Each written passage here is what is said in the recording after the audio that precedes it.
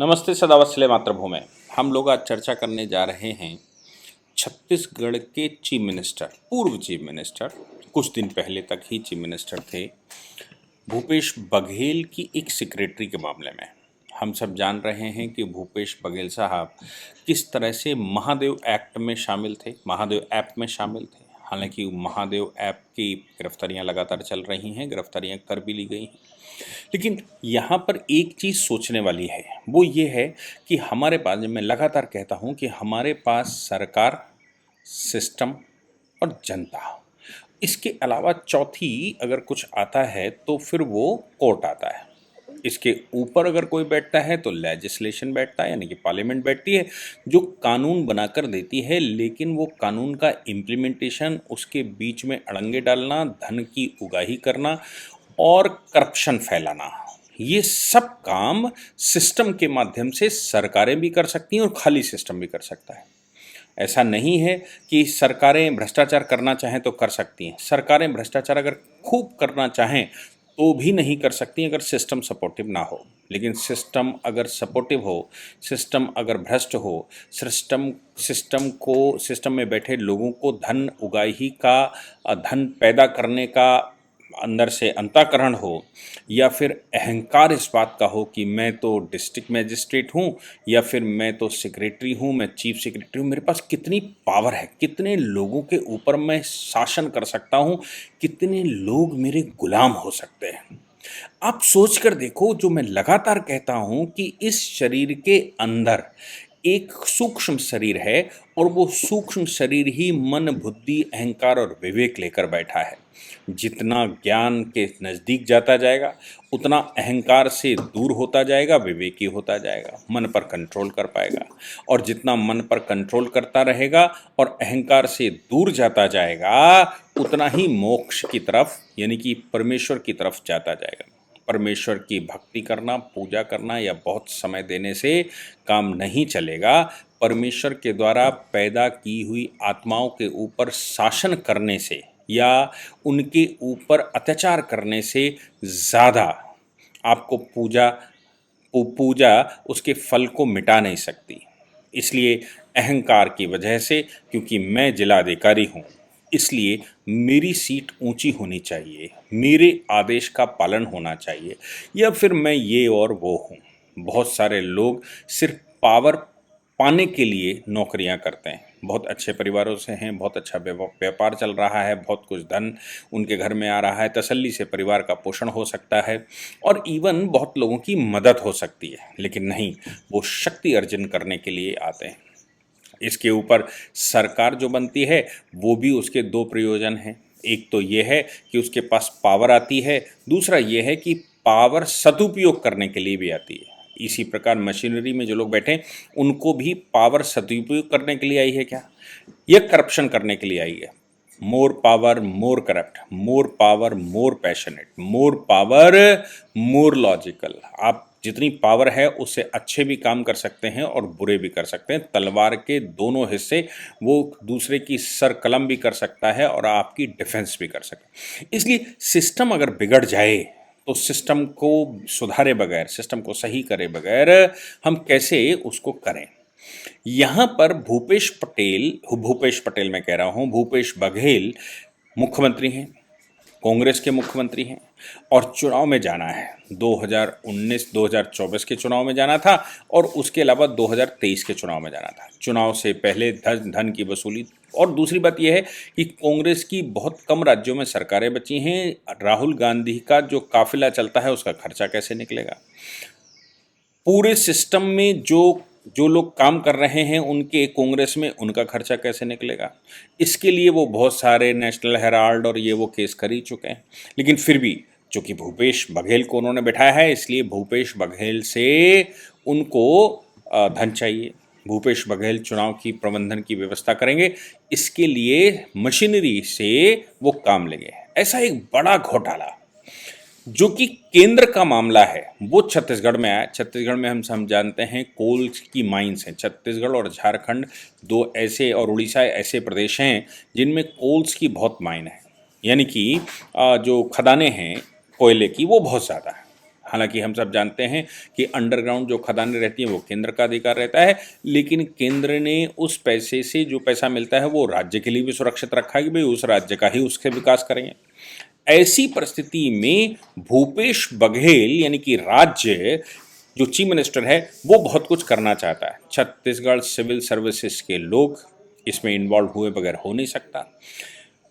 Honourable court के सामने, supreme court के सामने ऑनरेबल जस्टिस बेला त्रिवेदी, ऑनरेबल जस्टिस सतीश चंद्र शर्मा के सामने बेल प्ली आई भूपेश बघेल की डिप्टी सेक्रेटरी के, जो उनकी कार्यालय की डिप्टी सेक्रेटरी थी। अब तो हम फॉर्मर डिप्टी सेक्रेटरी कहेंगे, लेकिन वो उनके कार्यालय की डिप्टी सेक्रेटरी थी।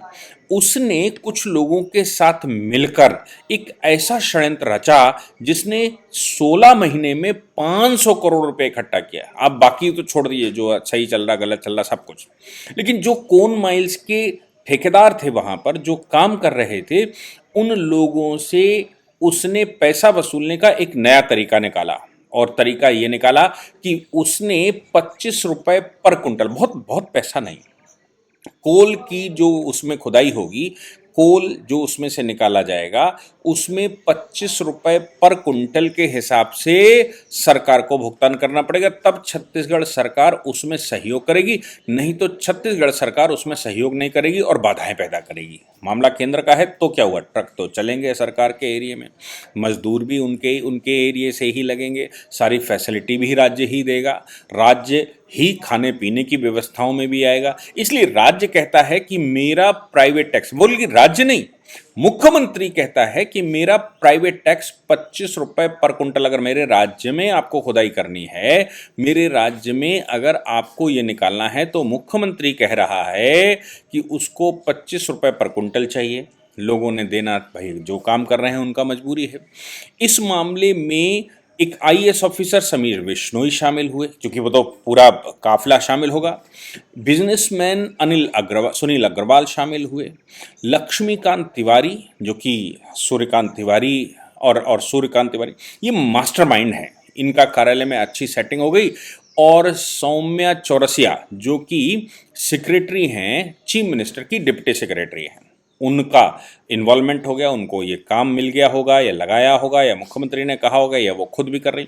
लेकिन हम सब जानते हैं कि जो ये आईएएस ऑफिसर, चाहे वो समीर विश्नोई की बात करें, सौम्या की बात करें, चौरसिया की बात करें, ये सब आपके लिए काम करेंगे, लेकिन बीच में से दो पैसे तो निकालेंगे ना।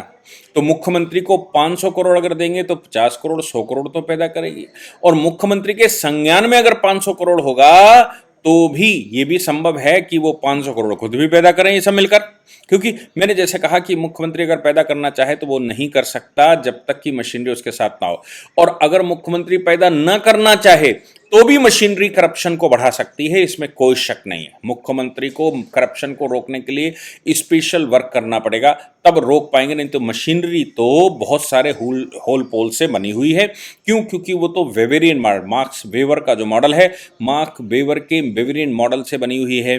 भारतीय प्रशासनिक व्यवस्था नहीं है, ये वेवेरियन एडमिनिस्ट्रेटिव सर्विस है। और वेवेरियन एडमिनिस्ट्रेटिव सर्विस इसलिए बनाई गई थी क्योंकि अंग्रेज या ईसाई जिस देश में जाएं तो वहाँ इंग्लैंड में शासन करने वाले लोग, उनके कर्मचारियों के कर्मचारी और उनके मातहत काम करने वाले लोग करप्शन कर सकें और पैसा निकाल कर इंग्लैंड में ले जा सकें, ज़्यादा से ज़्यादा भारत को लूटा जा सके। और जो यहाँ पर कर्मचारी काम करता है एडमिनिस्ट्रेटिव सर्विस का, वो जो भी पैदा करेगा वो ले कहाँ जाएगा, वो तो ले तो इंग्लैंड में ही जाएगा। इसलिए अगर वो करप्शन भी करता है तो कहता है कोई बात नहीं, और रास्ते खोले गए थे। वही मशीनरी आज तक काम कर रही है जिसमें बहुत सारी छन्ने होल हैं, जो पैसा निकालने के बहुत सारे साधन हैं, क्योंकि हमने वो डेवलप किया ही नहीं, जो भारतीय मॉडल था उसको डेवलप करने की कोशिश ही नहीं करी आज़ादी के बाद भी। समीर विश्नोई और इनके खिलाफ एक कंप्लेंट चली गई, कंप्लेंट ईडी के पास गई, ईडी ने इन्वेस्टिगेशन करना शुरू कर दिया। ईडी के इन्वेस्टिगेशन में पाया गया कि वाकई में 25 रुपए पर क्विंटल पर टन का हिसाब चल रहा है। और 25 रुपए पर टन बहुत बड़ा हिसाब नहीं होता, 25 रुपए टन का हिसाब चल रहा है। 25 रुपए टन का मतलब आप समझ सकते हैं। ये बात आई जब ईडी के सामने, तो ईडी ने जब उसमें अपना हाथ डाला तो मालूम पड़ा कि अरे गजब, इसमें तो बहुत बड़ा घोटाला है। और इस घोटाले में 25 रुपए पर टन की बात हो गई है। इसका मतलब ये हो गया कि भाई मामला तो है। ईडी ने गवाहियां करवानी शुरू करी। ईडी ने सूर्यकांत तिवारी की गिरफ्तारी कर ली। ईडी ने बिश्नोई की गिरफ्तारी कर ली, जिनको मैं समीर बिश्नोई आईएएस ऑफिसर जिसके पास वो दायित्व है। सुनील अग्रवाल की गिरफ्तारी कर ली, या लक्ष्मीकांत तिवारी की गिरफ्तारी कर ली। बाद में, सबसे बाद में जब इनकी गिरफ्तारियां हो गई, तो इनकी गिरफ्तारियों के बाद जो बयान होने शुरू हुए तो मालूम पड़ा कि साहब ये तो खेल पूरा चीफ मिनिस्टर के यहाँ से चल रहा था। चीफ मिनिस्टर की डिप्टी सेक्रेटरी सौम्या चौरसिया इसको कोऑर्डिनेट कर रही थी। सौम्या चौरसिया के ऊपर जब छापे डाले गए तो मालूम पड़ा उन्होंने बहुत सारी प्राइवेट प्रॉपर्टियां बना रखी हैं। उनकी आय से अधिक संपत्तियां हैं, बेनामी ट्रांजैक्शन, बेनामी संपत्तियां भी उनके पास बहुत हैं। उन सब पर जब ईडी ने नज़र डाली तो मालूम पड़ा कि ये मामला तो कुछ और है। सौम्या चौरसिया की गिरफ्तारी हुई, इन्वेस्टिगेशन और हुआ तो मालूम पड़ा कि ये जो 500 करोड़ रुपया कमाया गया था, ये तो चुनाव के लिए कमाया गया था। ये वही मामला है जैसे कि दिल्ली में शराब घोटाला हुआ, और दिल्ली के शराब घोटाले के बाद पैसा कमाने के लिए उन्होंने घोटाला कर लिया और पैसा चुनाव में खर्च कर दिया। पंजाब का चुनाव लड़ा, हिमाचल का चुनाव लड़ा, गुजरात का चुनाव लड़ा, पैसा तो चुनाव में खर्च हो गया। यहाँ पर भी पैसा चुनाव में खर्च करने के लिए पैसा पैदा किया गया। 500 करोड़ 16 महीने में, यानी कि जो जो ये इलेक्शन आने वाला था उससे पहले, चूँकि हम जानते हैं कि तैयारियां शुरू हो जाती हैं 1-1.5 साल पहले, तो 1.5 साल पहले तैयारियां शुरू हुई थी। केंद्र को भनक लग गई और मालूम पड़ा कि केंद्र ने चुनाव से पहले इनकी गिरफ्तारियां कर ली, इनकी प्रॉपर्टियां सीज करनी शुरू कर दी। अब Saumya Chaurasia honourable Supreme Court आ गई। पहले वो हाई कोर्ट गई थी, हाई कोर्ट ने उनकी बेल रिजेक्ट कर दी, और उनकी बेल रिजेक्ट करने के बाद वो सुप्रीम कोर्ट चली आई, 2 जजों की बेंच में पड़ी। 2 जजों की बेंच ने उनकी बेल रिजेक्ट ही केवल नहीं की, बेल रिजेक्ट करने के साथ साथ पेनल्टी भी लगाई। और ये पेनल्टी किस बात की लगाई, ये भी सोचने की बात है।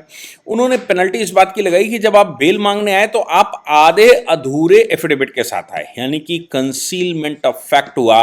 और कंसीलमेंट ऑफ फैक्ट आपने करके, यानी कि आपने पैसा, वो जो डिटेल थी, जो डेटा था, वो डेटा को छुपाया और छुपा कर ऑनरेबल कोर्ट के सामने रखा। इस बात को ध्यान में रखते हुए ऑनरेबल कोर्ट ने एक वो भी लिया, 1 लाख रुपए की कॉस्ट लगाई, एक्स्ट्रा ऑर्डनरी कॉस्ट लगाई गई 1 लाख रुपए की। और ये कहा गया कि आप सबकी जिम्मेदारी बनती है कि कोर्ट को फैक्ट कम से कम पूरे सत्य के तो रखे जाएं, कोर्ट के सामने छुपाकर फैक्ट नहीं रखने चाहिए।